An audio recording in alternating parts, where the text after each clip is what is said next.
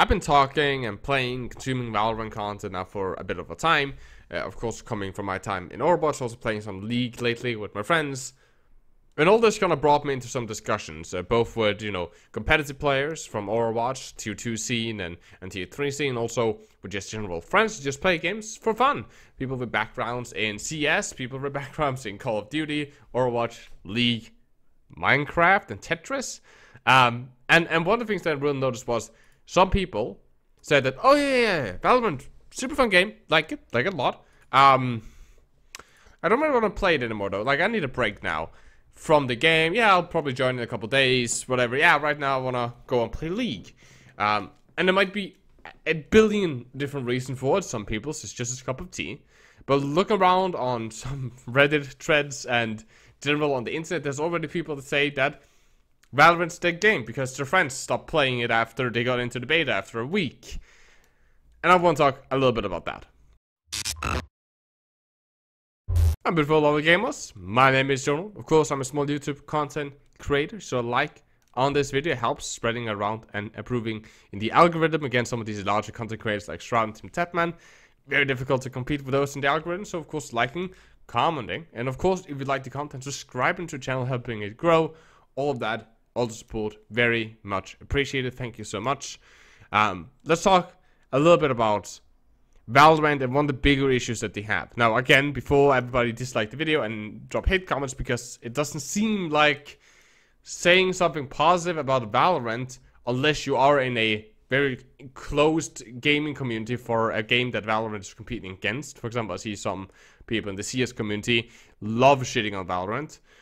But if you don't, if you are in a community with mine where we are very open to other FPS games, dropping a comment and saying that Valorant is bad will immediately garner some hate. So this, again, I don't hate Valorant. I love Valorant. I play it every single day. I make content on it, and I wouldn't make content on it if I didn't enjoy it. I've started coaching in it now, and generally, it's a really fun game. But some people are dropping off, and some people that come from games like Overwatch and games like League of Legends find it that it's a fun game, it's a entertaining game, but they drop off after a couple of games where they're like, okay, yeah, now I have my fill.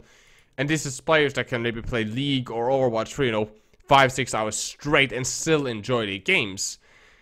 Why? What is Valorant's issue? And that's what I want to break down in today's video. Now, you can break up a game, and the way that we be breaking this game is into 3 parts. It's known as game knowledge. So how knowledgeable are you about a game? And at this point, we're not talking macro, we're not talking micro. We know that this is important. This is not the focus, however, on this video.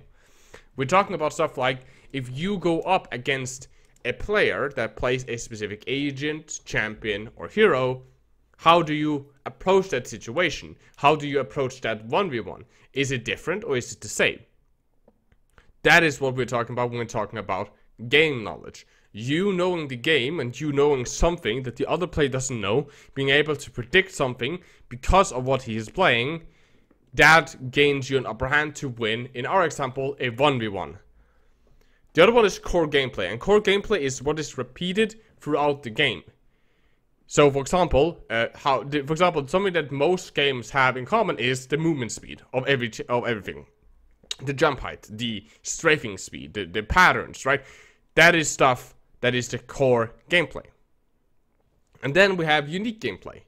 And unique gameplay is, for example, if you do some options, you make some choices in a game, which gives you a different playstyle or a different experience doing that. You can, to a certain extent, say, for example, customizations in certain video games can categorize as unique gameplay options, right? Picking a champion in League of Legends gives you some unique gameplay because no other champion plays like this champion. You have very different mechanics, very different skill sets, and that's the whole point. Now, if we break down a game, and we'll be comparing Valorant to Overwatch, okay, fine, and then to something that some people might be a little bit confused about, and that's League of Legends, which is a MOBA, not an FPS. Two games that is very, very difficult to compare it to. But it's less of a comparison and more of a show and tell. More of an explanation of how these systems are breaking down. And hopefully in the end of the video, if you make it to the end of the video, you will be able to look at a game and say, okay, cool. This is how, or notice stuff in a game where like, okay, I like this game because this is how the game is broken down. So let's begin. Now, Valorant. There are game knowledge in Valorant. And therefore, I put it, there's some meteor. So I put the game knowledge in Valorant to a 5 out of 10. Again, this does not mean that this is not about the quality, this is about the quantity. How much, if you are put in a 1v1 situation, how much of the skill in that 1v1 is built on game knowledge? And that is, in my opinion, a 5 out of 10.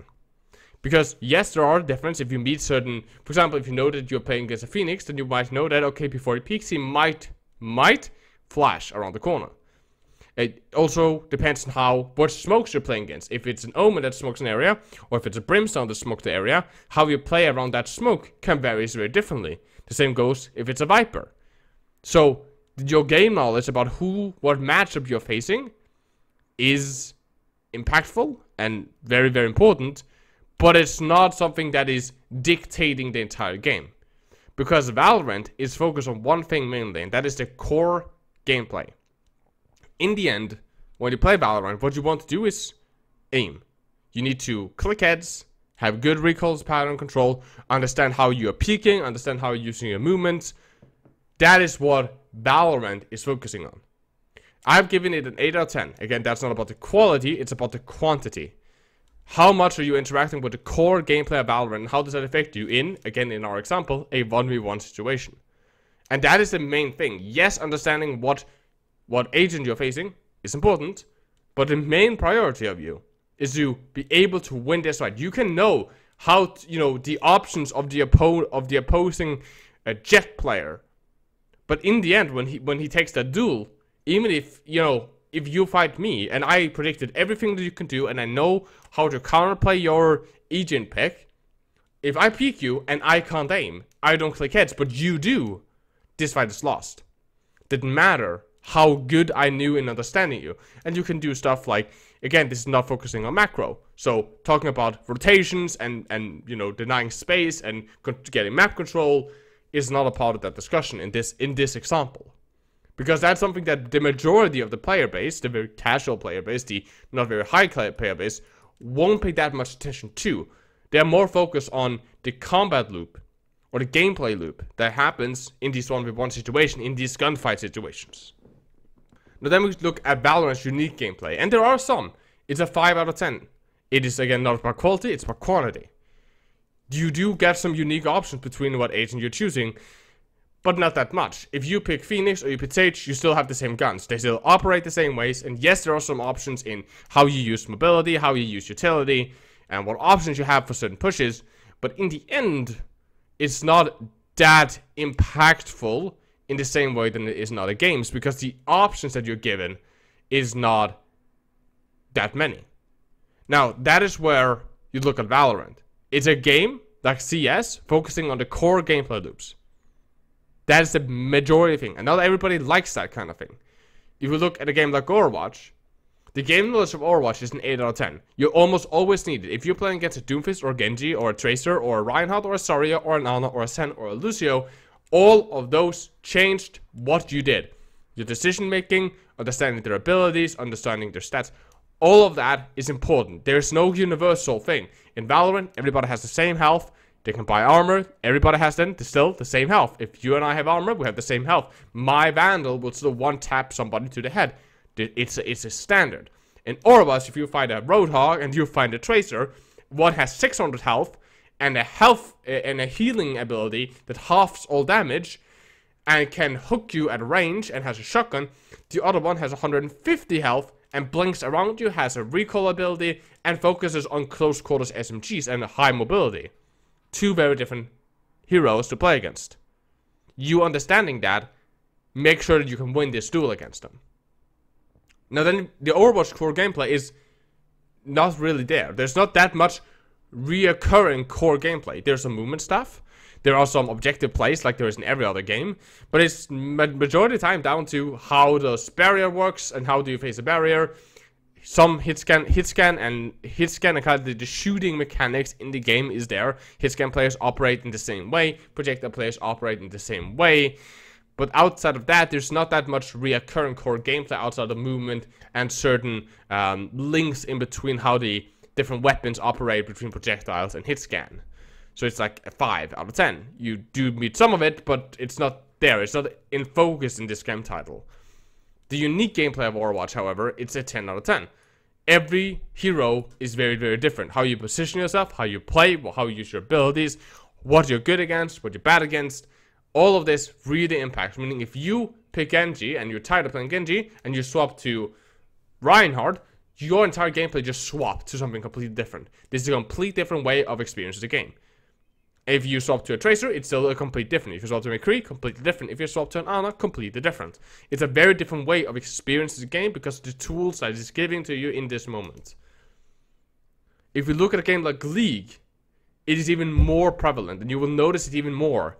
Game knowledge in League, understanding, you know, what items he has built, and how that affects you, how good he is early game and how good he is late game, what items he have, what abilities he have, all of that.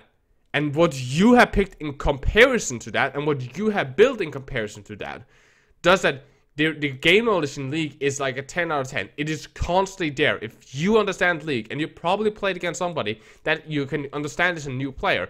I know this because I have been a new player for a very long time, and just recently I've started understanding more and more about how each champion operates in this game.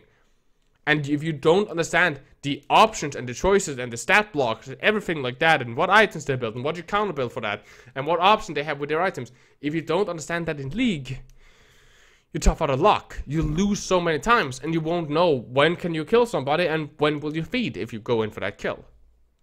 The core gameplay of League is practically not there. There's practically no core gameplay that you return to in this way that we've been experiencing in this discussion.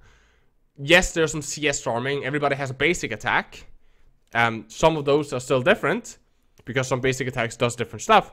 But sure, basic attacks is a core gameplay. But when we start talking about stuff like movement speed, which is the same in Overwatch and the same in Valorant, unless some abilities being popped, it varies in League depending on what items you build and so on. And therefore the core gameplay is a 3 out of 10. You don't notice, you're not relied on a core gameplay experience as much in League.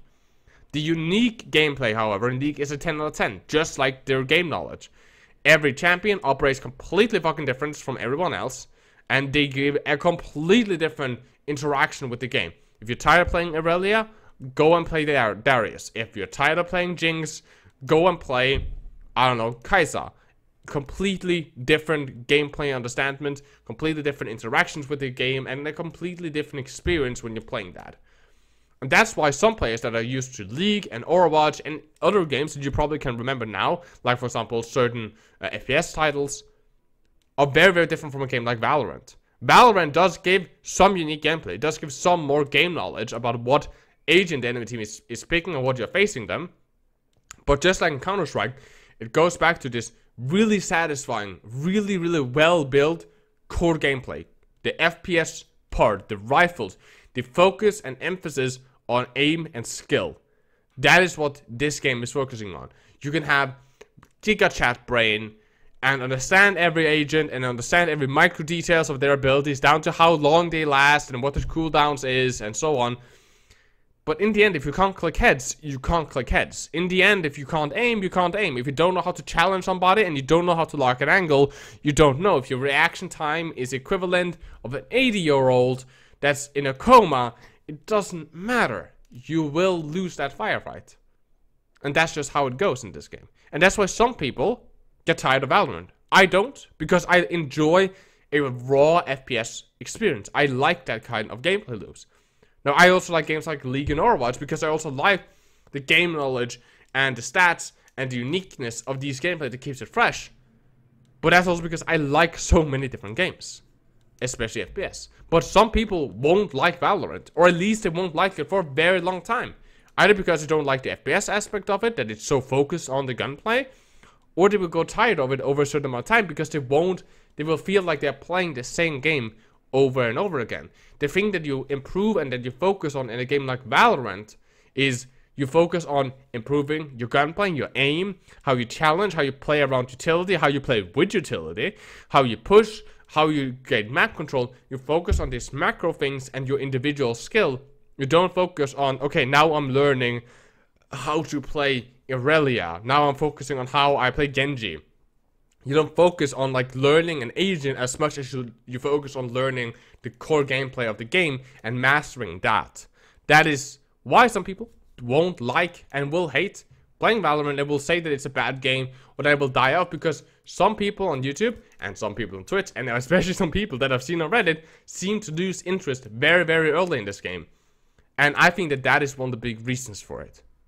So, I hope that you guys like this video. Again, like, comment, subscribe if you made it to the end. Type fish in the comment section. I'll heart the comment. It gives me kind of a pin about how many people watched till the end. I probably think that it's nobody since it's almost 16 minutes now of this video. So probably none of you have watched. So I'm probably talking to myself at this point. So I should, yeah, I'll just cut the video. Again, thank you for watching. Please take care, stay positive. I love you guys very, very much. My name is Jonal. As always, keep the enemy in your crosshair.